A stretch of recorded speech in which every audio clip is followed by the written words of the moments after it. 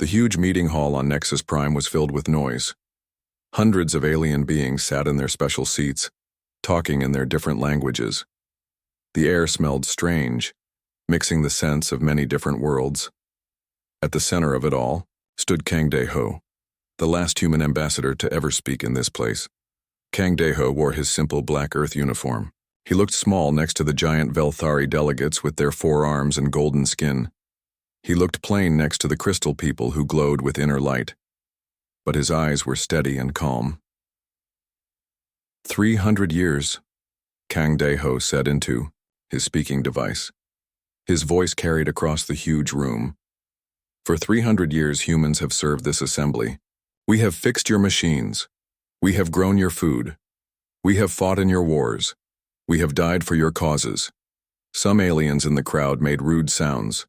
The Zephyrian Chancellor Vextal, a tall blue creature with too many eyes, laughed out loud.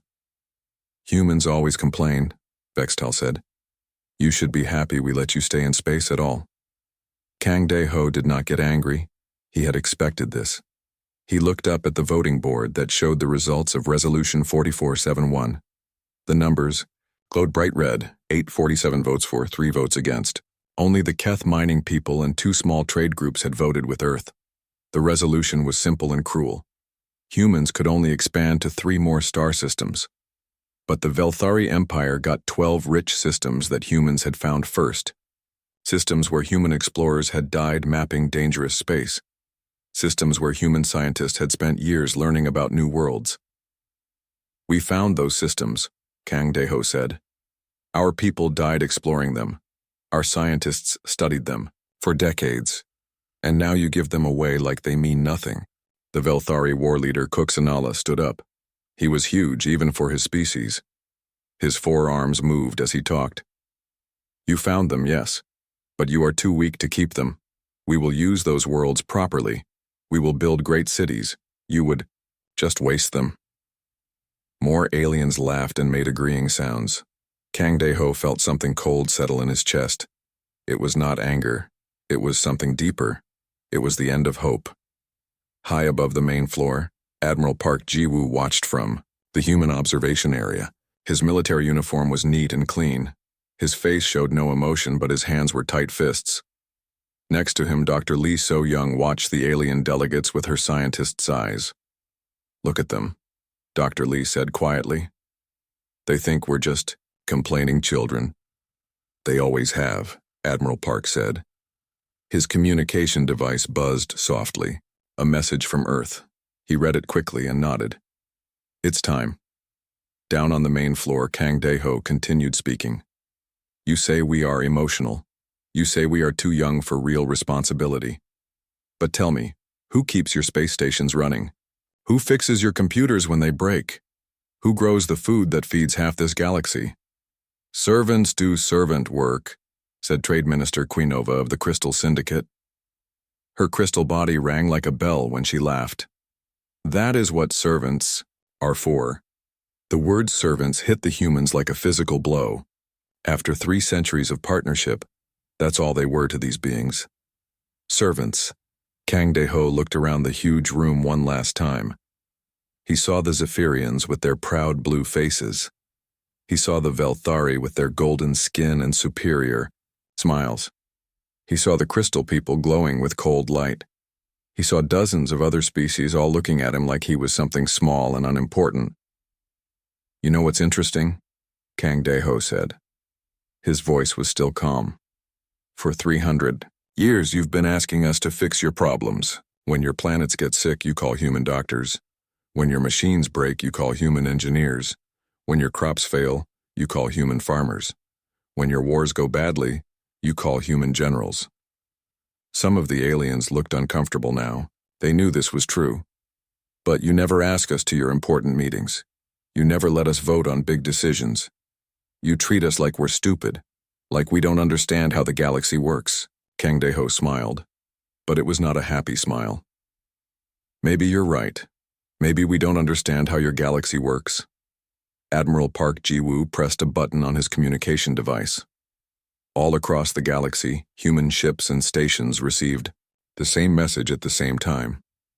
The message was short. Come home. Kang Dae-ho pulled out a small device and set it on the speaking platform. This device contains every database, every research file, every technical manual that humans have created in 300 years of galactic service. Medical knowledge that has saved billions of lives. Engineering knowledge that keeps your space. Stations in orbit. Agricultural knowledge that feeds your people. The room got very quiet. Even the rude aliens stopped talking. You always said this knowledge belonged to everyone in the galaxy. You said knowledge should be free. Well, now it is. Kang Dae-ho pressed a button on the device. That was the complete deletion of every human-created database in galactic space. Every backup, every copy, every file. Gone. Panic sounds started from different parts of the room. Some aliens stood up quickly. Others started talking rapidly into their communication devices. What have you done? Chancellor Vextal demanded. His blue skin had turned darker with fear. We're taking our toys and going home, Kang Dae-ho said simply. Earth hereby withdraws from the Galactic Assembly. We quit. We're done. We wish you well in your future endeavors. He turned and walked toward the exit. Admiral Park and Dr. Lee met him at the door. Behind them, the assembly hall erupted into chaos. Aliens were shouting in dozens of languages. Some were demanding that humans be stopped. Others were already trying to contact their home worlds. As the three humans walked through the corridors of Nexus Prime, they passed human workers packing their belongings. The maintenance crew that kept the station's air clean, the technicians who made sure the artificial gravity worked, the cooks who prepared food for dozens of different species. All of them were leaving. How long do you think it will take? Dr. Lee asked as they reached their ship. For what? Admiral Park asked. For them to realize what they've lost. Kang Dae-ho looked back at the massive space station where he had spent 10 years trying to make aliens understand that humans were more than servants. Not long, he said, but by then it will be too late. Their ship pulled away from Nexus Prime, just as similar ships were leaving stations all across the galaxy. Earth's children were coming home, and they were taking their knowledge, their skills, and their patience with them. Behind them, the Galactic Assembly tried to understand what had just happened, but they would learn soon enough. Some lessons can only be taught the hard way. 3 days had passed since Earth left the Galactic Assembly. On the pleasure world of Velox Prime, the Velthari High Command celebrated in their golden palace. War leader Kux Nala raised his forearms high, holding glasses of expensive wine from 12 different worlds. The humans are gone, he shouted to the crowd of Velthari nobles. Finally, we can take their territories without listening to their whining. The crowd cheered. General Moxtar laughed so hard his golden skin turned bright orange. Those weak little beings thought they were important. Now we'll show them how real warriors claim space. But their celebration was happening in a bubble. They had no idea what was starting to go wrong across the galaxy. On Nexus Prime, Captain Kim Tae-sung stood in the main docking bay of his freight ship Strong Wind. His crew was loading the last containers of human belongings. Around him, other human ships were doing the same thing. Every human trader, every human worker, every human family was packing up and leaving alien space. Captain, said his engineer Yu Danbi, the station master wants to talk to you. He sounds worried. Kim Tae-sung walked to the communication booth. The station master was a tall Zephyrian named Blexander. His blue skin was darker than usual, which meant he was stressed. Captain Kim, Blexander said, you cannot all leave at once. The docking systems need human operators. Who will guide the big ships in safely? Not our problem anymore, Kim Tae-sung said calmly. We quit, remember? You'll have to figure it out yourself. But people will die if ships crash. Blexander's voice got higher. Kim Tae-sung looked at him with tired eyes. For 300 years, humans have been asking for fair treatment. For 300 years, you've told us we should be grateful for whatever scraps you give us. Now, you want us to care about your problems? He walked away, leaving the Zephyrian staring after him. 2 hours later, a massive Keth mining ship tried to dock at Nexus Prime. Without human operators running the guidance system, the ship's computer got confused. The ship scraped against the station's hull, tearing a huge hole in the outer wall. Emergency sirens started screaming as air rushed out into space. On the agricultural world of Harvest, Nam Yunji was destroying her life's work. She had spent 20 years developing new crops that could grow in alien soil. Her plants could feed millions of beings. But the Harvest Council had refused to pay her team fair wages for their knowledge. "Dr. Nam," said Council Leader Thexola, a crystal being whose light was flickering with worry, "you cannot destroy those genetic codes. Billions depend on that food." Nam Yunji looked up from her computer where she was deleting files. "You told us last month that our work was simple farming that anyone could do. You said we were asking for too much money, so do it yourself." We need more time to learn," Thexola said. "You've had 300 years, Nam Yunji replied. She pressed the final delete button. Decades of agricultural research vanished forever. Good luck growing food in soil that kills normal plants. She walked past the crystal being toward the human transport ship. Behind her, Thexola's light was getting dimmer with fear. In the Kepler medical station, Dr. Seo Yu-jin was having the same conversation she'd had 100 times. The station's alien director, a Zephyrian named Kexmara, was begging her not to leave. "Dr. Seo, you are the only one who understands how to treat Velthari poison sensitivity. Without you, they will die from simple infections." Dr. Seo Yu-jin packed her medical books into a container. "Then you should have treated me like a real doctor instead of a nurse. You should have let me publish my research under my own name instead of stealing credit." "We can discuss better terms," Kexmara said desperately. "It's too late for that." Dr. Seo sealed her container. "You made your choice when you passed Resolution 4471. We're making ours now." She walked toward the transport, followed by her entire human medical team. They took with them not just their skills, but also all the databases that contained treatment information for mixed species injuries and diseases. On the bridge of his command ship, Admiral Park Ji-woo watched reports coming in from across the galaxy. Every few minutes another message arrived about systems failing, accidents happening, or production stopping. "Sir," said his communication officer Lee Min-jung, "we're getting emergency signals from 47 different systems. They're all asking for human technical support." "Standard response," Admiral Park replied. "Earth is no longer providing galactic services. Some of them are offering payment now. Big payments." Admiral Park's expression didn't change. Same response. Meanwhile, on the industrial world of Titan 7, the main power plant was in crisis. Chief Engineer Choi Min-ho had maintained the fusion reactors for 15 years. The alien staff had always assumed his job was simple, just flip switches and watch lights. They never bothered to learn what he actually did. Now, without him, the reactors were becoming unstable. The Velthari plant supervisor, Graconis, stared at control panels covered with warning lights. Half the displays showed messages in human writing that no one else could read. How did he make it look so easy? Graconis muttered, pressing buttons randomly. A loud alarm started blaring and more warning lights turned red. On the trading hub of Commerce Central, the entire economic system was collapsing. Jang Hyun-woo had managed the shipping coordination network that kept goods moving between 200 worlds. The aliens thought his job was just moving boxes around.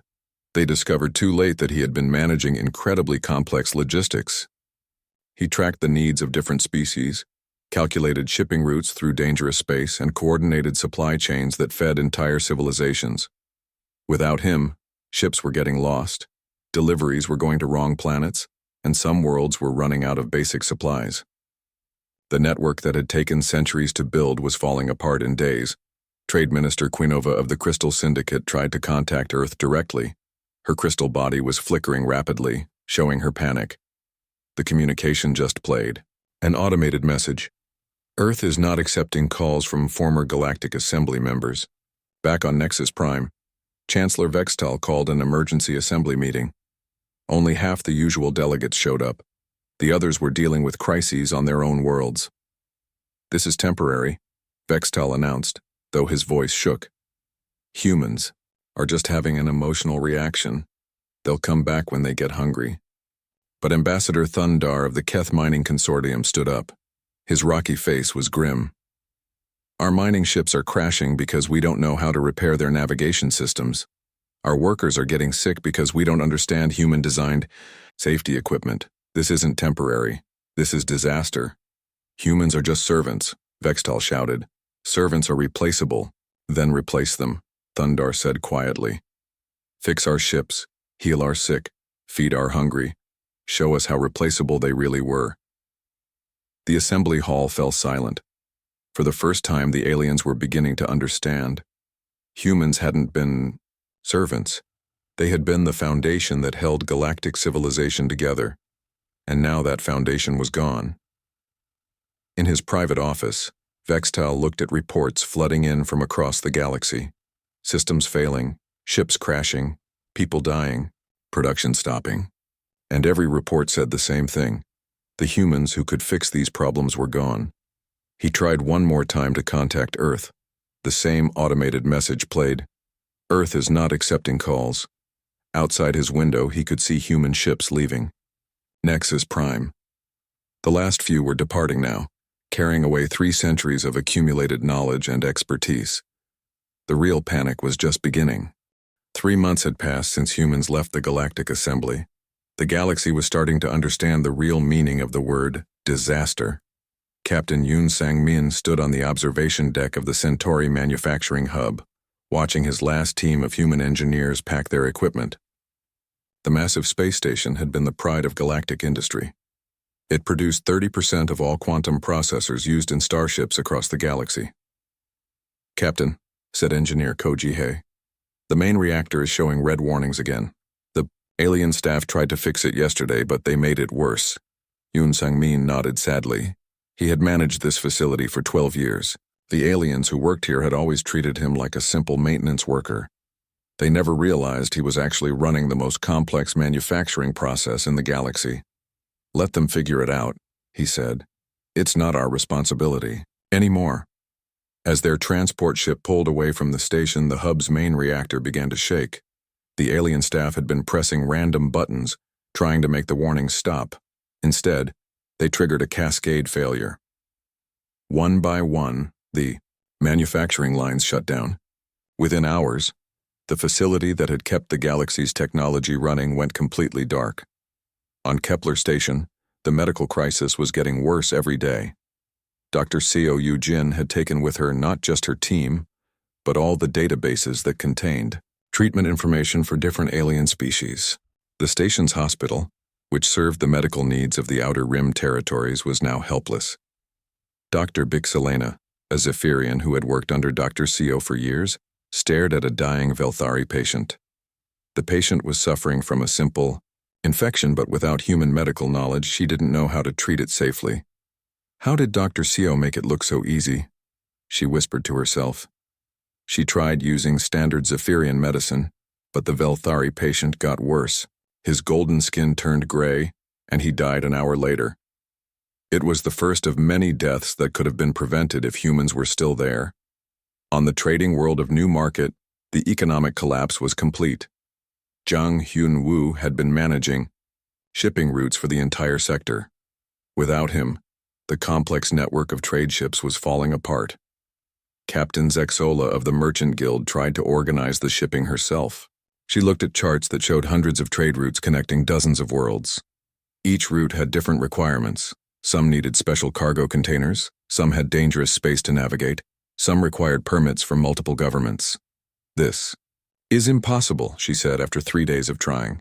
How did one human manage all of this? Her assistant, a young crystal being named Plexara, flickered nervously. Maybe humans are smarter than we thought. Sexola didn't answer.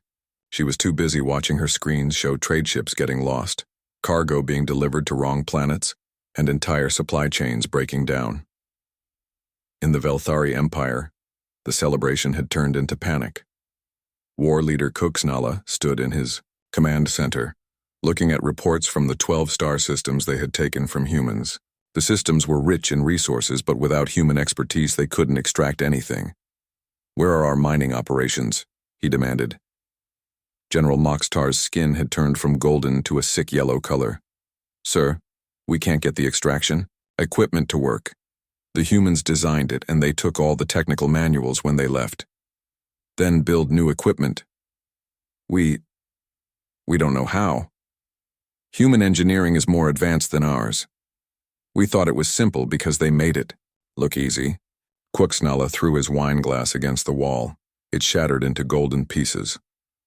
Find some humans. Offer them anything they want.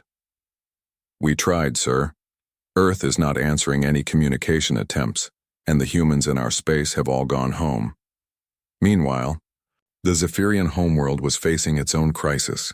The atmospheric processors that kept their planet's air breathable were failing. The systems had been designed and maintained by human engineers for over a century. Chancellor Vextal stood in the emergency control room, watching technicians try desperately to fix the massive machines. His blue skin was almost black with stress. How long do we have? He asked. Chief Technician Lexamora looked at the failing displays. Maybe 6 months before the air becomes unbreathable, sir. The processors are breaking down faster than we can repair them. Can't we just build new ones? The designs are all in human databases, the ones they deleted when they left. For the first time since the humans departed, Vextal began to understand what they had really lost. The Crystal Syndicate was having similar problems. Their main power source was a network of energy crystals that required careful maintenance. Human technicians had been keeping the system stable for generations. Without them, the crystals were becoming unstable. Trade Minister Quinova watched, in horror, as one of the main power crystals cracked. The crystal had provided energy for an entire system of worlds. When it failed, 12 planets lost power at the same time. How do we fix this? She asked her chief engineer. We can't, the engineer replied. Only humans understood how to repair crystal technology safely. We always just told them what to fix, never learned how they did it. Across the galaxy, the same pattern was repeating. Systems that had run smoothly for centuries were breaking down. Equipment that had seemed simple was revealing its true complexity. Knowledge that had been taken for granted was gone forever. The hegemony wars began when the Velthari tried to take control of Crystal Syndicate territory, hoping to find working infrastructure. The Crystal beings fought back, blaming the Velthari for causing the crisis by pushing through Resolution 4471. The Zephyrians joined the fight, trying to secure resources for their dying homeworld. Without human mediators who had quietly prevented conflicts for generations, old grudges and territorial disputes flared into open warfare. Commander Loxtier of the Assembly's peacekeeping force tried to stop the violence, but his ships couldn't coordinate properly. The tactical computers that had helped maintain galactic peace had been programmed and maintained by humans. Without human input, the peacekeeping fleet was just a collection of confused ships flying in circles. Sir, reported his tactical officer, our navigation systems are failing. We can't plot safe courses through the battle zones. What about our diplomatic protocols? All stored in human-managed databases. We don't even know how to contact the fighting fleets properly. Loxtier watched helplessly as the galaxy tore itself apart. But the most disturbing reports were coming from the deep space monitoring stations. Human exploration ships had been spotted beyond the galaxy's edge, in regions no one had ever explored. They weren't trying to contact anyone from their old lives. They seemed to be looking for something new.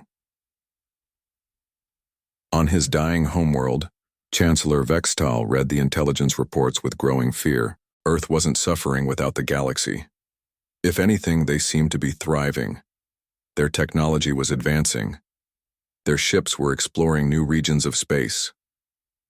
They don't need us, he whispered to himself. They never needed us. We needed them. It was a lesson learned too late. The galaxy was falling apart, and the only people who could fix it were gone forever. 1 year had passed since humanity left the Galactic Assembly. The galaxy was dying. Chancellor Mordock of the Emergency Assembly sat in the ruins of what used to be the Grand Council chambers on Nexus Prime. Half the lights didn't work anymore. The air recycling system made strange noises. Only 37 species still attended the meetings, down from the original 215.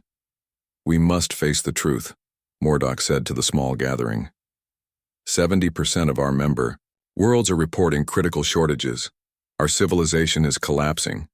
Ambassador Thundar of the Keth people stood up slowly. His rock-like body looked older and more worn than before. My people are dying. Our mining ships can't navigate safely without human guidance systems. Our workers get sick from radiation because we don't understand human safety equipment. The same everywhere, said Representative Fixara of the Outer Colonies. Our food production is down 80%. Our medical facilities can't treat basic injuries. Our power plants keep failing. Chancellor Mordock looked around the nearly empty chamber. Then we must try again to contact Earth. We've tried hundreds of times, said the Zephyrian delegate, Nextar. His blue skin was pale and sickly.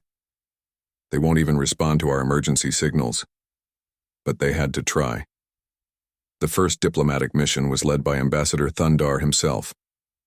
His ship approached the edge of human space, where Admiral Kang Suho's border fleet waited like silent guardians. This is Ambassador Thundar of the Keth Consortium, he broadcast on all frequencies. I request permission to speak with Earth authorities. The response came from Admiral Kang Suho's flagship. Request denied. Turn around and leave human space immediately. Please, Thundar pleaded.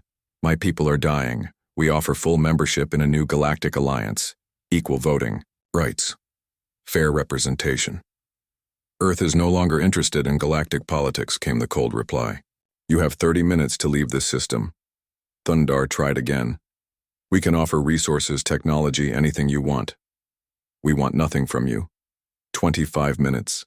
The Keth ambassador had no choice but to turn around. As his ship left the Sol system, he saw human vessels in the distance. They looked different, sleeker, more advanced. Earth had been busy improving itself while the galaxy fell apart. The second mission was led by Chancellor Vextal himself. His homeworld was dying. The atmospheric processors had finally failed completely.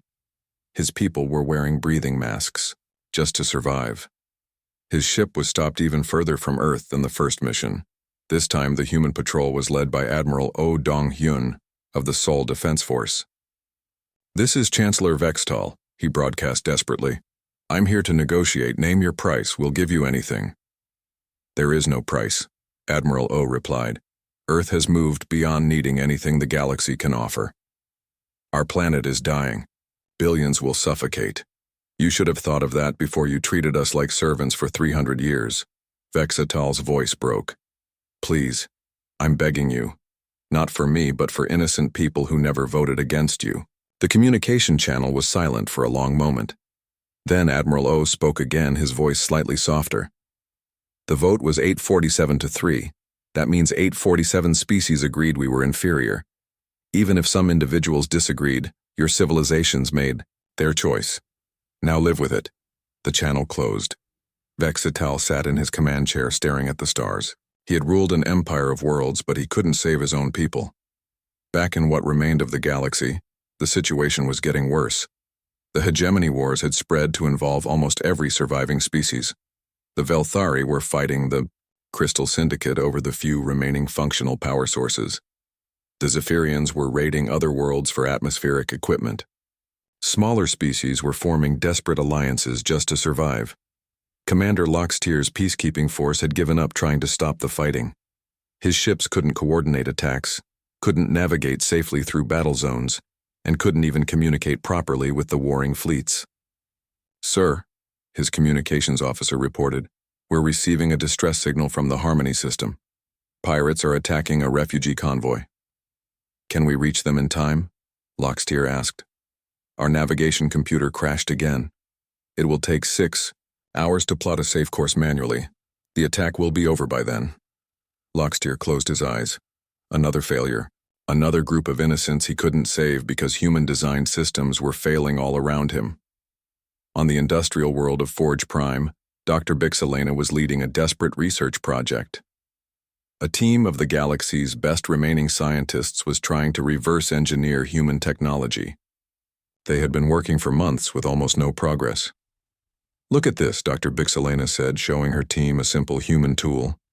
It looks like a basic scanner, but it can analyze the molecular structure of any material. We've been studying it for weeks and still don't understand how it works. Her assistant, a young Velthari named Coxmira, looked frustrated. Human engineering doesn't make sense. Everything is connected to everything else. Change one small part, and the whole device stops working. That's because it's not primitive, Dr. Bixelena realized suddenly. It's incredibly advanced. So advanced that it looks simple. They made it appear easy so we wouldn't feel threatened. The team stared at her. For 300 years, they had assumed human technology was basic because humans made it look effortless to use. Now they were discovering that human engineering was far more sophisticated than anything they had ever created. How did we miss this? Coxmira whispered. Because we didn't want to see it, Dr. Bixelena replied. Admitting humans were advanced would mean admitting we weren't superior. Meanwhile, intercepted communications revealed disturbing news. Human exploration ships had made contact with something beyond the galactic rim. The signals were encrypted, but intelligence analysts could tell they were communicating with an unknown civilization. Spy Master Culex Onda of the Reformed Intelligence Service studied the reports with growing alarm. The humans aren't trying to survive, she told the emergency assembly. They're thriving, and they've found new allies. What kind of allies? Chancellor Mordock asked. Unknown.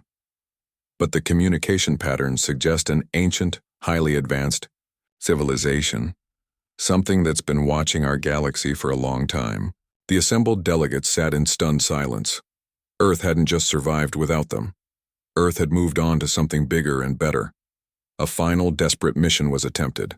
The last remaining leaders of 12 dying civilizations traveled, together to human space in a massive diplomatic convoy. They offered everything they had left.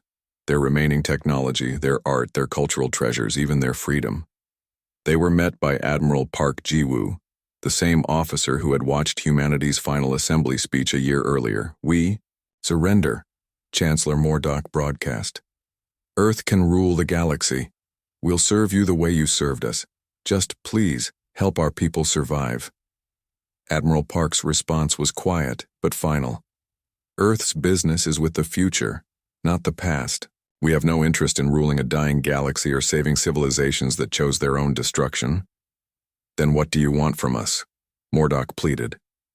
Nothing, Admiral Park replied. We want absolutely nothing from you. That's what you never understood. We don't need you. We never needed you, but you needed us and you threw us away. The diplomatic convoy was escorted to the edge of human space and told never to return.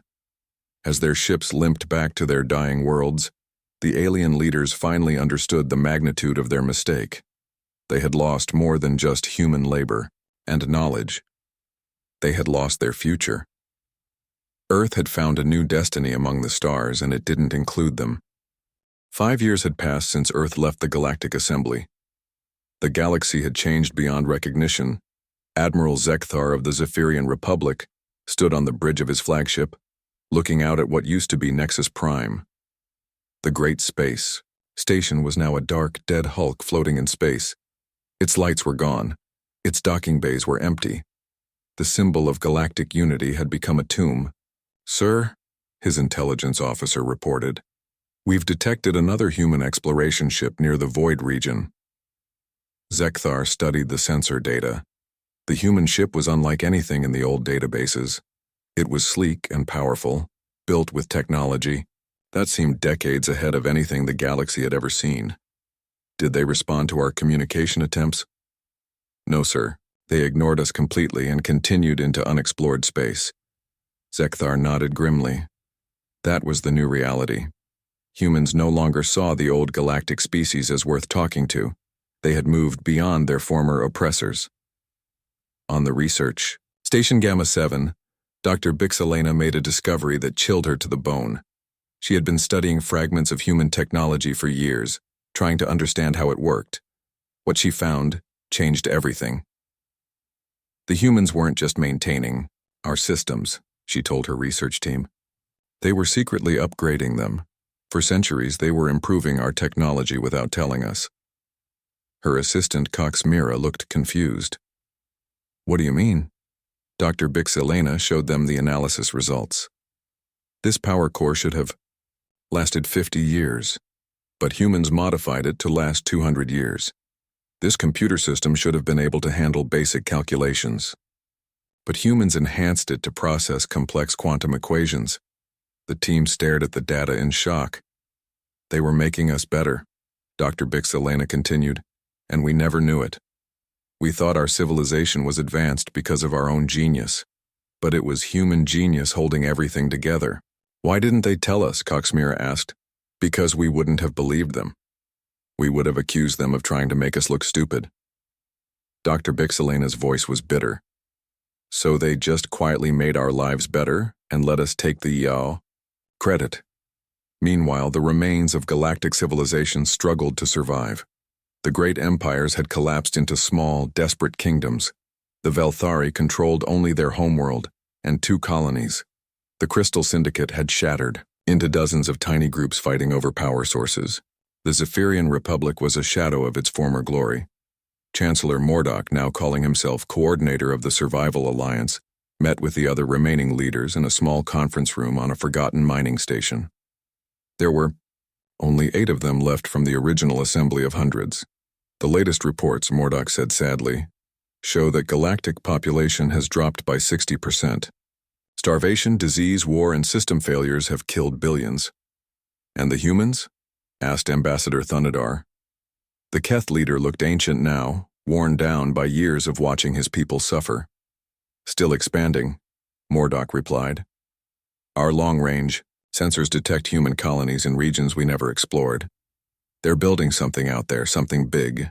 Maybe they'll come back when they see how much we're suffering, suggested Representative Fixera hopefully. Thunadar shook his rocky head. They won't come back. Why would they? We made our choice. We chose to treat them like slaves. Now we live with the consequences. On the outer edge of known space, Chief Gronmar of the Keth mining expedition led one final desperate mission to human territory. His people were dying as their ancient worlds became uninhabitable without human atmospheric expertise. They had nothing left to lose. His small fleet approached the Sol system, broadcasting on all frequencies. This is Chief Gronmar of the Keth people. We're not here to make demands or ask for help. We just want to say goodbye. To his surprise, he received a response. Admiral Oh Dong-hyun's voice came through the communication system. Explain. My people are dying, Gronmar said simply. Our worlds are becoming unlivable. We have maybe a year left. I just wanted to tell you that some of us always knew humans were our equals. Some of us voted against Resolution 4471. We're sorry we couldn't convince the others. There was a long silence. Then Admiral O spoke again. Your people were among the few who treated humans with respect. That is remembered. Thank you, Gronmar replied. Will you remember us when we're gone? We will remember the Keth people, Admiral O said. You showed honor when others showed only pride. Gronmar's fleet turned around and headed home. It was the last communication between the old galaxy and Earth. 3 months later, the Keth homeworld went silent. Atmospheric failure had finally claimed the entire population. In the deep regions beyond the galactic rim, Captain Bayek Ji-hoon of the Earth exploration vessel New Horizon made first contact with something humanity had been searching for. His ship had detected massive artificial structures in the void between galaxies. This is Captain Bayek of the New Horizon, he broadcast toward the structures. We are explorers from Earth, seeking knowledge and peaceful contact. The response came in perfect human language. Welcome, children of Earth. We are the architects. We have been waiting for you. Captain Bayek felt his heart race. Waiting for us? For a species mature enough to move beyond the petty politics of galactic civilization.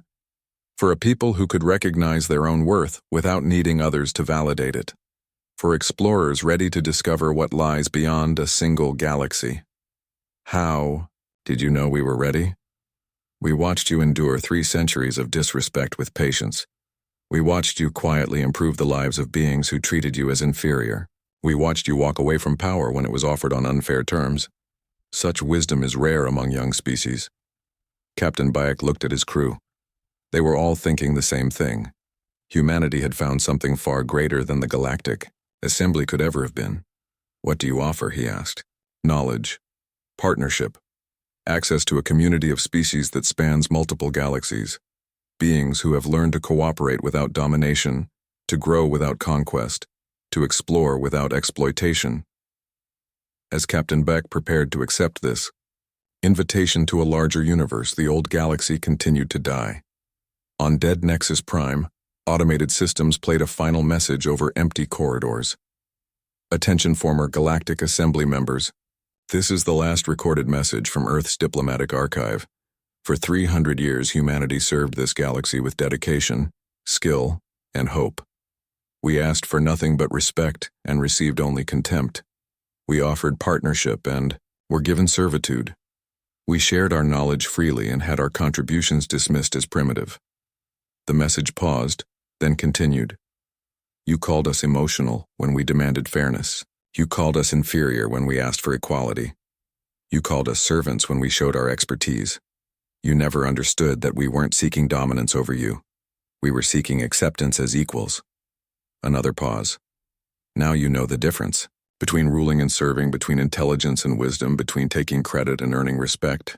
We didn't need your approval to be great, but you needed our help to remain civilized." The final words echoed through the dead station. "We don't hate you. We pity you. You had the chance to be part of something wonderful, a true partnership between different species working together as equals.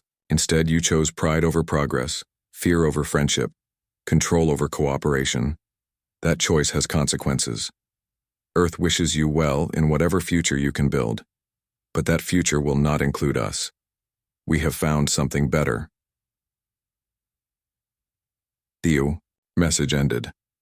The station's last power cell died. Nexus Prime went completely dark. In the void between galaxies, Captain Bayek Ji-hoon shook hands with beings of impossible beauty and ancient wisdom. Humanity had found its true place in the universe, not as servants to a dying civilization, but as partners in something magnificent and new. The old galaxy had taught them an important lesson. Sometimes walking away is the greatest victory of all.